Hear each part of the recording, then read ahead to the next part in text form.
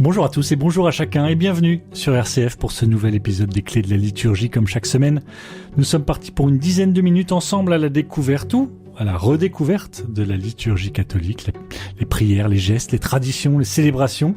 Nous plongeons dans ce qui fait la vie de la foi, la vie spirituelle des catholiques et en particulier la messe, la Sainte Messe. Cette semaine, nous nous penchons sur ce moment de la messe où les fidèles lisent des prières au pupitre. Vous savez, il y a des gens de l'Assemblée qui viennent et qui disent des prières. On prie pour ceux qui souffrent dans le monde, on prie pour notre paroisse, on prie pour notre pays. Bref, c'est ce que l'on appelle la prière universelle. Et avec nous en studio, une voix qui vous est désormais familière. C'est le Père Charles-Marie Rigail. Bonjour mon Père. Bonjour Arnaud. La prière universelle, c'est vraiment un moment important. Oui. Pourquoi ? Oui. Je vois à votre regard, les auditeurs ne le voient pas, mais qu'il peut, effectivement, ça pourrait paraître un petit moment de pause dans la célébration où on va entendre une série de banalités que finalement, de toute façon, on n'écoute que d'une oreille relativement distraite. C'est la preuve que finalement, parfois, ce temps-là n'accomplit pas ce pourquoi il est fait. Mais ça ne veut pas dire qu'il n'est pas important.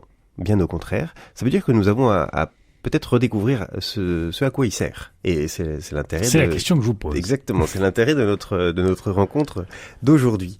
Vraiment, la prière universelle, elle est là pour faire le pivot. Vous voyez, on passe du temps autour de la parole de Dieu, de cette première partie de la messe dont on a déjà parlé dans les émissions précédentes, et on va basculer vers une autre partie de la messe. Voilà, et c'est vraiment comme un pivot, comme un axe. Et cette prière-là, elle est demandée par le Seigneur. Hein. C'est lui-même qui dit, mais en fait, formulez, demandez, frappez, on vous ouvrira. Donc c'est pas quelque chose qu'on aurait rajouté en plus, qui serait pas forcément nécessaire. Mais on se dit, bon, il faudrait faire participer un peu les gens. Alors on va faire des prières comme celle-ci. Pas du tout.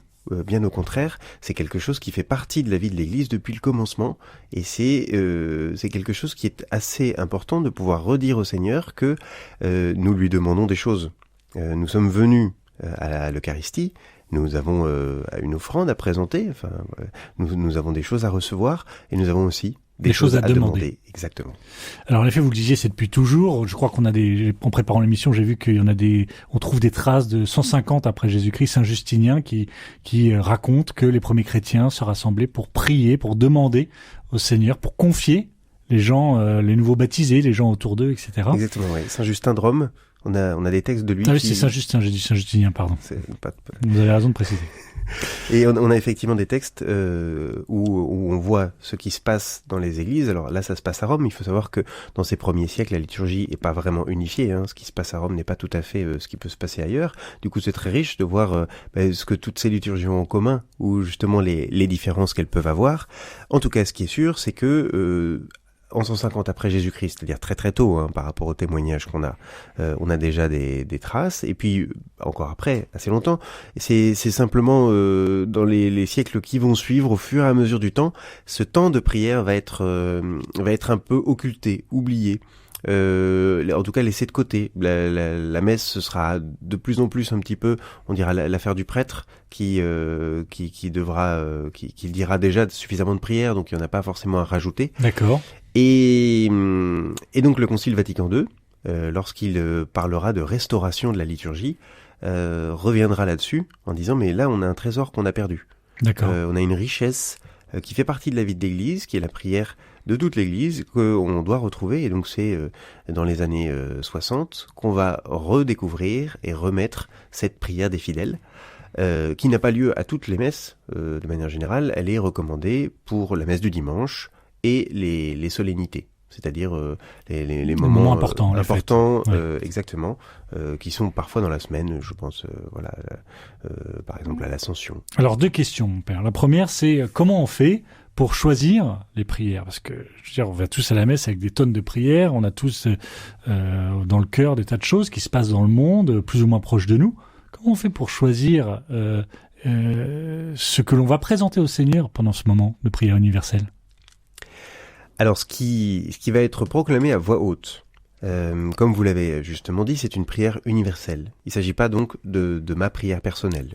Même si ça ne m'empêche pas de joindre ma prière personnelle à ce moment-là. D'ailleurs, c'est même souhaitable. En tout cas, ce qui va être dit, c'est pas une série d'intentions particulières pour un petit groupe. C'est vraiment, nous unissons à la prière de l'Église. Voilà, nous présentons ce qui fait la vie et les intentions de l'Église, et donc il n'y a pas de choses dans le monde qui soient inintéressants pour l'Église. Donc bien souvent, on va regarder assez loin ailleurs la situation dans le monde. On va prier pour les malades, on va prier pour les choses qui ont besoin de soutien et d'attention. C'est là qu'il faut être un petit peu vigilant à ce que cette prière ne ressemble pas au bulletin d'information ou encore moins à une publicité déguisée pour un événement. Et c'est là que parfois ça peut déraper un petit peu. Ça peut déraper, moi je vais vous le dire parce que c'est intéressant. Il y a peu de temps, j'ai assisté à une messe où j'ai une sorte au lieu d'une prière, une sorte de promotion écologique du vélo. Voilà, j'étais déconcerté, je me suis dit mais pourquoi on nous dit qu'il faut venir en vélo à la messe, etc. Donc il y a quand même des règles à respecter, non ? Alors, pour pas que ça dérape. J'irai pas jusque-là. Il y a probablement une petite formation à faire pour ceux qui sont appelés à rédiger ces prières universelles, qui le font avec beaucoup de courage, parce que c'est jamais très facile. Et puis on sait que beaucoup de gens sont jamais tout à fait satisfaits, donc c'est courageux de prendre ce service, parce qu'on en a besoin de le rédiger. Mais ce qui est vrai, c'est que tout comme l'Assemblée, à ce moment-là, ces prières, elles doivent être nourries de la parole de Dieu. On vient d'entendre la parole de Dieu et elles doivent être le jaillissement d'une réponse à cette parole de Dieu. Il est aussi important dans les règles qu'elles soient brèves.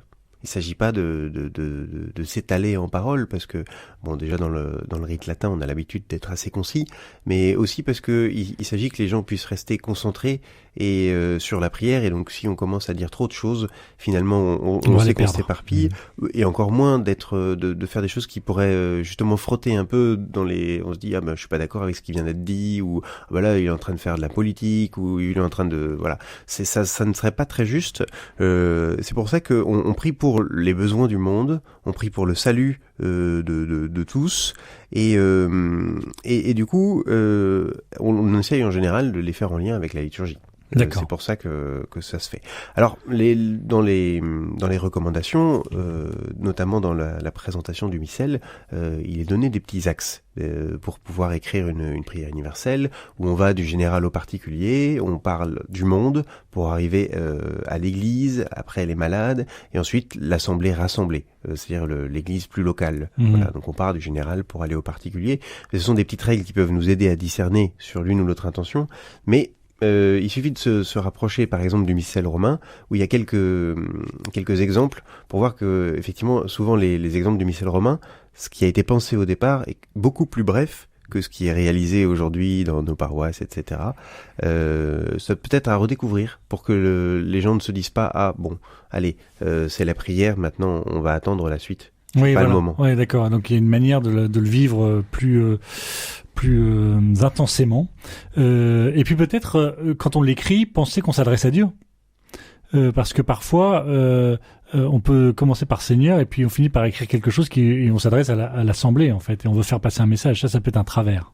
Alors ça, c'est un travers que on peut avoir très facilement, et les prêtres sont les premiers touchés. Je suis bien placé pour le savoir, que lorsque l'on s'adresse à Dieu, parfois on s'adresse à soi-même, ça arrive aussi. Et puis aussi, on peut s'adresser à l'assemblée, c'est pas le moment, effectivement. D'ailleurs, ça se sent un petit peu parce que quand on commence une prière universelle et que à la fin, on dit, on s'adresse à nous-mêmes, on voit des nous apparaître, et que nous fassions ceci, on se demande si finalement les gens sont pas en train plutôt d'essayer de faire passer un message à l'assemblée. Or non, le message à passer, il est envers Dieu. Nous nous présentons pour cette prière universelle plein de confiance, c'est le principe de la prière. Nous croyons que nous sommes déjà en train de recevoir ce que nous demandons. C'est cette espérance que la paix, que toutes ces choses auxquelles nous aspirons, elles sont déjà en train d'être réalisées. C'est ce que le Seigneur veut faire. Et du coup, c'est vers Dieu à qui on adresse ces prières. C'est Dieu le Père ou au Fils, mais c'est toujours vers lui que c'est tourné. Et c'est pour ça qu'elles sont souvent, c'est pas obligatoire, ça pourrait très bien être différent, mais entrecoupé par un refrain qui permet à toute l'assemblée de participer. Et c'est pas fait pour raccrocher l'attention des gens qu'on aurait perdus, c'est simplement pour que les gens puissent participer à cette prière qui est la leur, véritablement. Et aussi, c'est la manière de dire, mais Seigneur, nous te supplions. D'ailleurs, dans les prières universelles antiques, le refrain, c'était Kyrie eleison en grec, on l'a vu. Seigneur, prends pitié. Seigneur, tu vois que nous avons besoin de ton aide. Viens à notre secours. Voilà. Et donc, ce temps de prière, effectivement, il est entièrement tourné vers le Père. Liturgiquement parlant, pour entrer plus dans le détail, alors, ce sont des fidèles qui lisent la prière. C'est voulu, ça a un sens. C'est parfois le diacre. Qu'est-ce que... La prière, c'est donc, comme on l'a évoqué, la prière de toute l'Église, oui. Prière universelle. Et donc, elle est ouverte, introduite par le célébrant, d'accord, et conclue par le célébrant. Mm-hmm. Les intentions elles-mêmes, il est prévu qu'elles soient lues par le diacre, s'il y a un diacre. C'est rarement le cas, et elle est aussi confiée aux laïcs. Aux personnes qui sont présentes. On a trouvé des manières différentes de représenter l'assemblée. Alors parfois ce sont des gens qui sont choisis, parfois il y a 4 intentions, on choisit 4 personnes, parfois c'est une personne. Il est proposé que ce soit lu à l'ambon, ce qui est étonnant, puisque à l'ambon normalement on ne lit que la parole de Dieu, le commentaire de la parole de Dieu, et là on n'est ni dans le commentaire de la parole de Dieu, ni dans la parole de Dieu elle-même, mais c'est cette parole qu'on adresse à Dieu, et qui est en fait la fin de cette première partie de liturgie, de la parole, et donc on l'a fait en amont, et dans quelques paroisses j'ai vu qu'on pouvait aussi, on le faisait de l'assemblée, qui n'est pas prévu, mais c'est une manière de signifier que c'est bien la prière de l'assemblée. Le risque, ce serait de laisser penser que les autres prières ne sont pas des prières de l'assemblée. D'accord. Lorsque le prêtre dit prions, on l'a déjà évoqué c'est toute l'assemblée. Et s'il dit prions, c'est nous prions. Il n'y a que le prêtre qui parle parce que c'est lui qui a le texte sous les yeux, mais c'est bien la prière de tous. Il n'y a pas que la prière universelle qui est la prière de toute l'assemblée. Alors si vous allez à la messe prochainement, je vous invite à réfléchir à ce que nous venons de dire, et surtout à cette phase de pivot entre la liturgie de la parole et la liturgie eucharistique, et puis se souvenir aussi que bien nous nous adressons tous ensemble, un seul et même cœur, nous adressons à Dieu parce qu'il nous a demandé de le faire. Merci beaucoup Père Charles-Marie Rigaille pour ces éclairages. Merci à vous également.